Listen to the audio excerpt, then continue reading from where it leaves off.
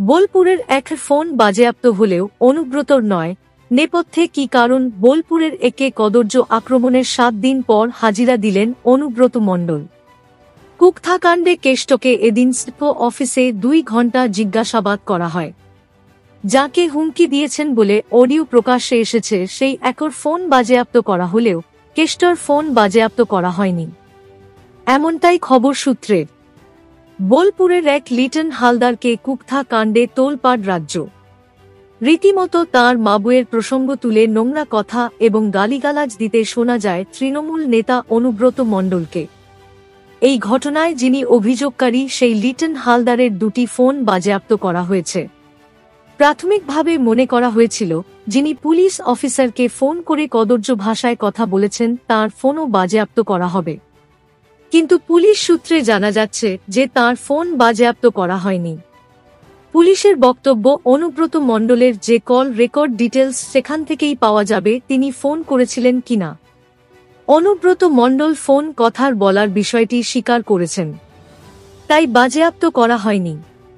কিন্তু পরে যদি দেখা যায় তিনি যা বলছেন তার সঙ্গে অসঙ্গতি রয়েছে, তখন তার ফোন বাজেয়াপ্ত করা হবে। প্রশ্ন হল, এখন এই ফোন তিনি তার সঙ্গে রাখবেন কিনা। ভবিষ্যতে ফোন হারিয়ে যেতে পারে, নষ্ট হয়ে যেতে পারে। তার হাতে তথ্য প্রমাণ থাকলে তিনি তা নষ্ট করে ফেলতে পারেন। পরে যদি তথ্য প্রমাণ নষ্ট হয়ে যায় তাহলে তার দায়িত্ব কে নেবে? পুলিশের এই কাজ এবং তদন্ত প্রক্রিয়া ঘিরে প্রশ্ন উঠছে। বিশেষজ্ঞ মহলের মতে, যে ফোন থেকে তিনি কথা বলেছেন সেই ফোন বাজেয়াপ্ত করে ফরেনসিকের জন্য পাঠানোর কথা। প্রশ্ন উঠছে, তাহলে তাঁকে কি ছাড় দেওয়া হলো? এখানেই শেষ নয়, এক সঙ্গে কি কথা হয়েছিল মনেই নেই বলে জিজ্ঞাসাবাদের দাবি করেছেন কেষ্ট। এদিন জিজ্ঞাসাবাদ পর্বে অনুব্রত মণ্ডল জানিয়েছেন একজন তৃণমূল সমর্থক মার খেয়েছিল। সেই বিষয় তৃণমূল কর্মীরা তাঁকে বলেছিল। সেই প্রসঙ্গে কথা বলতে তিনি এককে ফোন করেছিলেন। সেই বিষয়ে দুজনের কথা হয়। কোনো গালিগালাজ করেছেন বলে মনে করতে পারছেন, এমনটাই দাবি করেছেন তৃণমূল নেতা।